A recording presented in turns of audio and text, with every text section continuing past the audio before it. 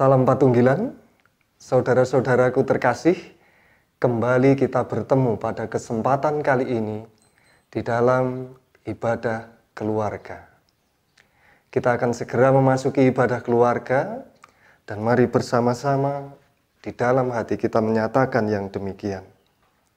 Ibadah keluarga pada saat ini kita lakukan di dalam nama Allah Bapa Sang Pencipta, Yesus Kristus Sang Juru Selamat, dan Roh Kudus, Sang Terang Kehidupan. Anugerah dan damai sejahtera dari Allah Bapa dan Yesus Kristus senantiasa beserta umatnya sekalian. Amin. Mari bersama-sama kita memuji Tuhan dengan Kidung Jemaat nomor 178 dengan judul Karena Kasih-Nya Padaku.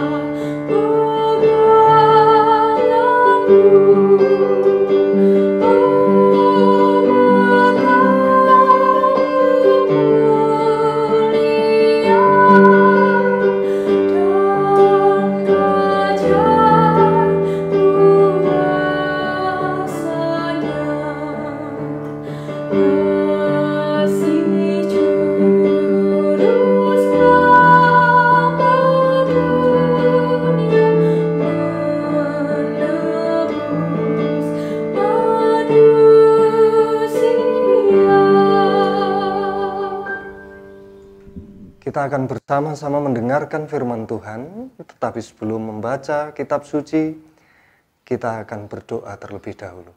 Mari kita berdoa. Allah Bapa terkasih, bersabdalah kepada kami, biarkanlah kami anak-anak-Mu dimanapun berada, mengerti dan memahami apa yang menjadi kehendak-Mu. Mampukan kami juga untuk melakukan apa yang menjadi kehendak-Mu di dalam kehidupan kami. Maka ya Bapa, bersabdalah kepada kami. Di dalam nama Yesus Kristus, Sang Firman yang hidup, kami berdoa. Amin. Bacaan kita hari ini diambil dari Injil Yohanes pasal 21 ayat 1 sampai 14. Yesus menampakkan diri kepada murid-muridnya di pantai Danau Tiberias. Kemudian Yesus menampakkan diri lagi kepada murid-muridnya di pantai Danau Tiberias. Dan ia menampakkan diri sebagai berikut. Di pantai itu berkumpul Simon Petrus, Thomas yang disebut Didimus, Natanael dari Kana yang di Galilea, anak-anak Zebedeus, dan 2 orang muridnya yang lain. Kata Simon Petrus kepada mereka, "Aku pergi menangkap ikan." Kata mereka kepadanya, "Kami pergi juga dengan engkau." Mereka berangkat lalu naik ke perahu. Tetapi malam itu mereka tidak menangkap apa-apa. Ketika hari mulai siang, Yesus berdiri di pantai. Akan tetapi murid-murid itu tidak tahu bahwa itu adalah Yesus. Kata Yesus kepada mereka, "Hai anak-anak, adakah kamu mempunyai lauk pauk?" Jawab mereka, "Tidak ada." Maka kata Yesus kepada mereka, "Tebarkanlah jalamu di sebelah kanan perahu, maka akan kamu peroleh." Lalu mereka menebarkannya, dan mereka tidak dapat menariknya lagi karena banyaknya ikan.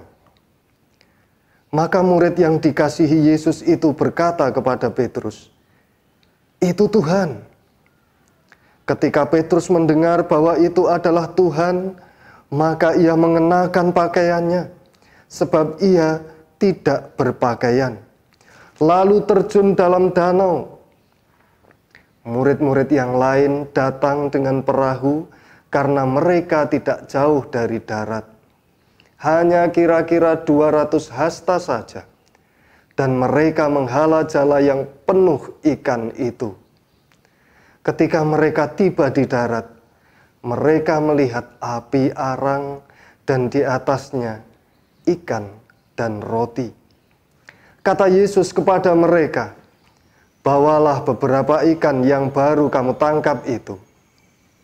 Simon Petrus naik ke perahu, lalu menghela jala itu ke darat, penuh ikan-ikan besar, 153 ekor banyaknya. Dan sungguh pun sebanyak itu, jala itu tidak koyak. Kata Yesus kepada mereka, "Marilah dan sarapanlah." Tidak ada di antara murid-murid itu yang berani bertanya kepadanya, "Siapakah engkau?" Sebab mereka tahu bahwa ia adalah Tuhan. Yesus maju ke depan, mengambil roti dan memberikannya kepada mereka. Demikian juga ikan itu. Itulah ketiga kalinya Yesus menampakkan diri kepada murid-muridnya sesudah ia bangkit dari antara orang mati. Jemaat terkasih, demikian pembacaan kitab suci pada hari ini. Berbahagialah mereka yang mendengarkan firman Tuhan dan melakukan kehendak Bapa. Amin. Saudara-saudara terkasih, ketika membaca bagian ini tadi, mungkin bagi sebagian dari kita terbersit pertanyaan, kenapa Tuhan Yesus dalam penampakannya yang ketiga kali kepada para muridnya ini, Dia harus membiarkan murid-muridnya semalaman bekerja tanpa hasil. Dan ketika bertemu dengan muridnya, dia justru bertanya bahwa apakah para murid punya lauk pauk. Di tengah kelelahannya para murid, dia tidak menyuruh para murid untuk beristirahat saja, tetapi bertanya, "Adakah kalian memiliki lauk pauk?" Dan pertanyaan berikutnya, kenapa di tengah kelelahan para murid itu, Tuhan Yesus justru memberikan hasil ikan yang luar biasa banyak? Kenapa tidak memanggil saja, "Istirahatlah, aku punya di sini ikan yang banyak untuk kalian, kalian tidak perlu menangkap lagi."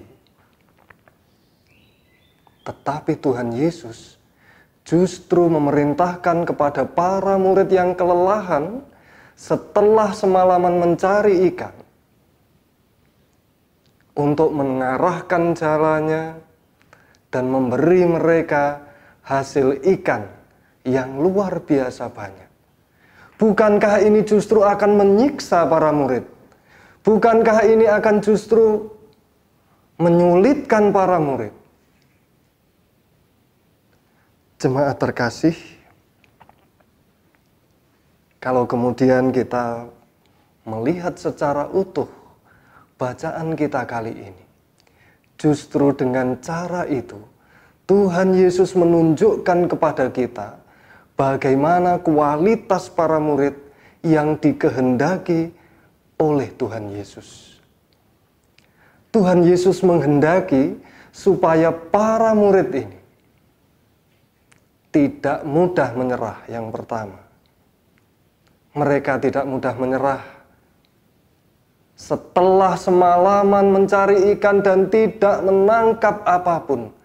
Mereka tidak berhenti, mereka tidak menyerah, mereka tidak berputus asa, tetapi mereka melanjutkan hingga hari menjelang siang.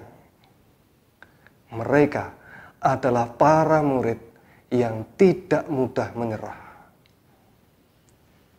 Yang kedua, Tuhan Yesus hendak mengajarkan kepada kita semuanya bahwa para muridnya haruslah peduli kepada sesama, peduli kepada para muridnya.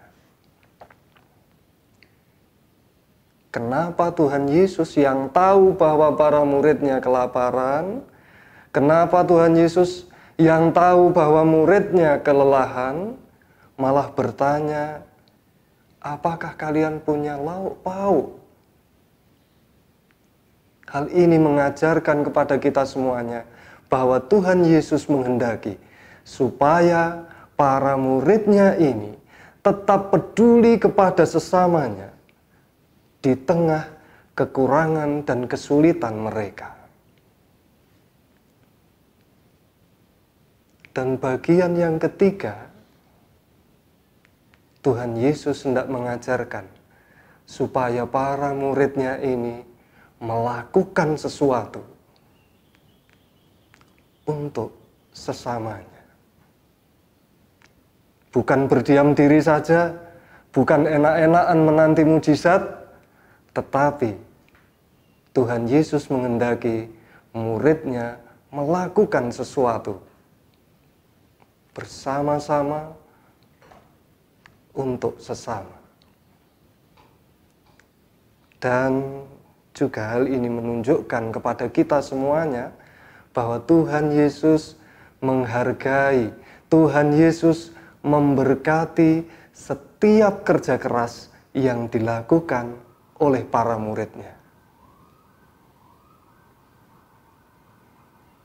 Jemaat yang dikasihi oleh Tuhan, itu pula sebenarnya yang dikehendaki oleh Tuhan Yesus kepada kita saat ini. Dia menghendaki kita untuk tetap melakukan sesuatu di tengah keterbatasan kita masing-masing, di tengah kebingungan kita masing-masing. Tidak sendiri, tetapi bersama-sama dengan saudara-saudara kita yang lain. Untuk menunjukkan kepedulian kita kepada orang lain, kepada sesama kita. Dan yakinlah bahwa Tuhan Yesus akan memberkati setiap usaha kecil kita. Mari kita lakukan apa yang kita bisa untuk menunjukkan kepedulian kita kepada sesama kita. Dan percayalah, Tuhan akan memberkati setiap pekerjaan kita. Sekecil apapun itu, meskipun dipandang tidak berarti oleh orang lain, Dia akan memberkati itu. Di tengah kondisi yang kita hadapi saat ini, masa pandemi corona atau COVID-19 ini, kita diajak untuk melakukan sesuatu. Percayalah, Dia akan memberkati setiap pekerjaan kecil kita menjadi hal yang besar, menjadi hal yang luar biasa. Saat ini mungkin kita hanya bisa berbagi masker dengan sesama kita. Mungkin hanya 1 atau 2, tapi bayangkanlah, mungkin itu bisa menghindarkan orang yang menerima bantuanmu itu untuk terinfeksi penyakit, atau menyelamatkan orang itu dari infeksi penyakit. Saat ini kita diperhadapkan bersama-sama dengan pandemi COVID-19 ini. Mungkin ada di antara kita sebagai pengusaha yang selain bingung memikirkan nasib kelanjutan usahanya, juga memikirkan bagaimana nasib karyawannya. Mungkin ada di antara kita saat ini sebagai orang tua yang juga bingung memikirkan bagaimana bisa membiayai studi anak-anaknya, mungkin untuk semester depan, tahun ajaran depan. Mungkin sebagai karyawan, sebagai buruh, kita bingung menghadapi bagaimana mencukupi kebutuhan kita saat ini. Sebagai pelajar, sebagai mahasiswa, mungkin kita bingung bagaimana kita harus menyesuaikan diri dalam kuliah-kuliah online, belajar-belajar online. Harus menambah biaya lagi untuk koneksi data. Sebagai pengajar, sebagai dosen, kita mungkin kesulitan harus menyesuaikan diri dengan teknologi yang dipakai untuk menjalankan kuliah jarak jauh, sekolah jarak jauh. Sementara kita harus bersama dengan anak-anak di rumah. Jemaat terkasih, mungkin juga saat ini di antara kita ada banyak petani yang tengah panen, namun tidak dapat menjual hasil panennya dengan harga yang baik karena kondisi yang kita hadapi saat ini. Di tengah ketidakpastian kita masing-masing, mari kita ingat, Tuhan Yesus menghendaki anak-anaknya, murid-muridnya, hamba-hambanya di dalam posisinya masing-masing untuk tetap saling membantu, bersama-sama mengatasi masalah ini, untuk tetap peduli kepada sesama di tengah kekurangan dan kesulitan kita masing-masing, untuk tetap berusaha sekecil apapun yang bisa kita lakukan. Mari kita lakukan. Karena kita percaya bahwa Tuhan Yesus akan memberkati usaha kita. Sekecil apapun itu menjadi hal yang besar, hal yang luar biasa. Selamat berkarya. Tuhan memberkati.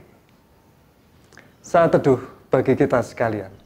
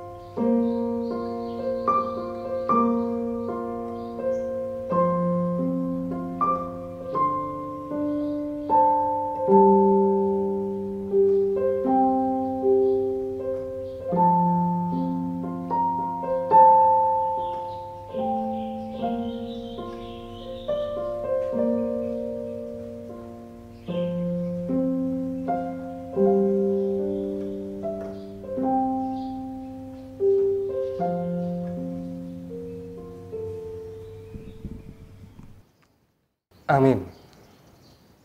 Mari bersama-sama kita nyatakan rasa syukur kita dengan persembahan.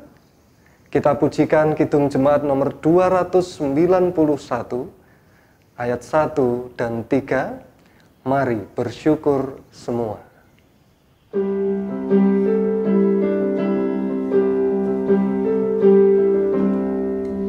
Mari bersyukur semua atas kebajikan Tuhan, kasih perjanjiannya sungguh nyata selamanya.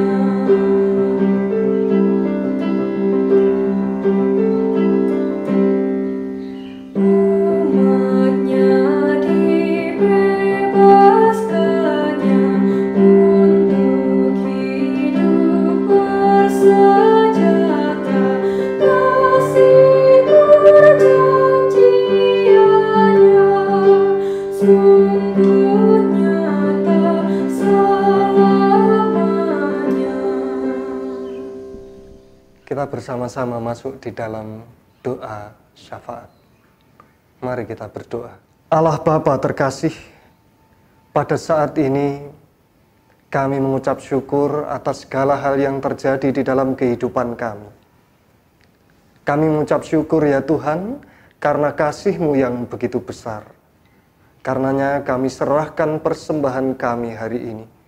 Terimalah, kiranya Engkau berkenan untuk memakai persembahan kami sebagai wujud kami turut serta di dalam karya-Mu di tengah-tengah dunia ini, membawa damai sejahtera di antara kami.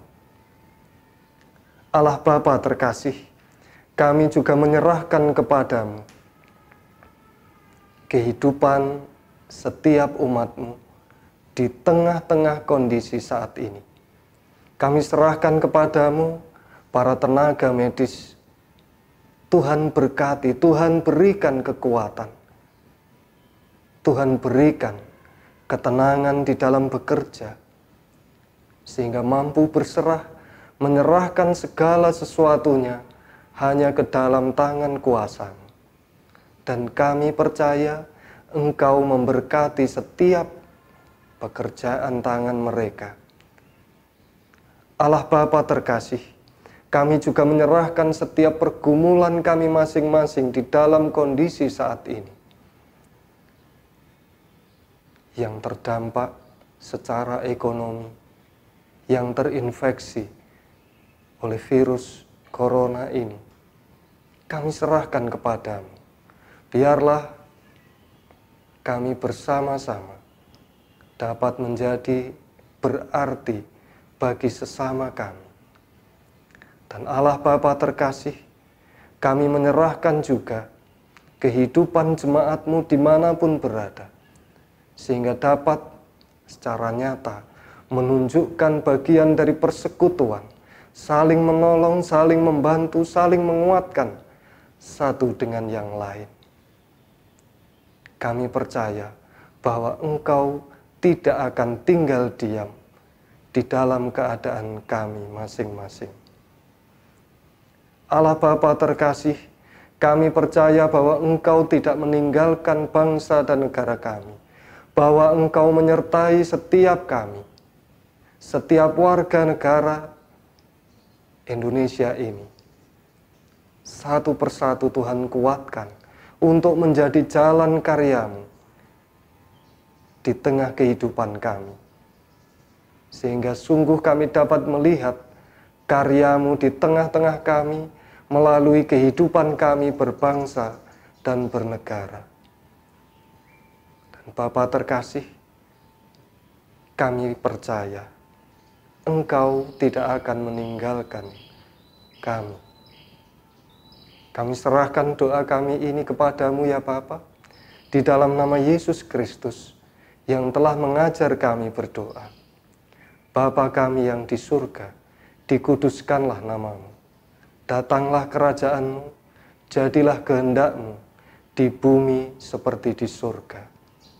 Dan berikanlah kami pada hari ini makanan kami yang secukupnya. Dan ampunilah kami akan kesalahan kami, seperti kami juga mengampuni orang yang bersalah kepada kami. Dan janganlah membawa kami ke dalam pencobaan, tetapi lepaskanlah kami daripada yang jahat, karena Engkaulah yang mempunyai kerajaan, kuasa, dan kemuliaan, sampai selama-lamanya. Amin. Kidung Jemaat nomor 416, Tersembunyi Ujung Jalan.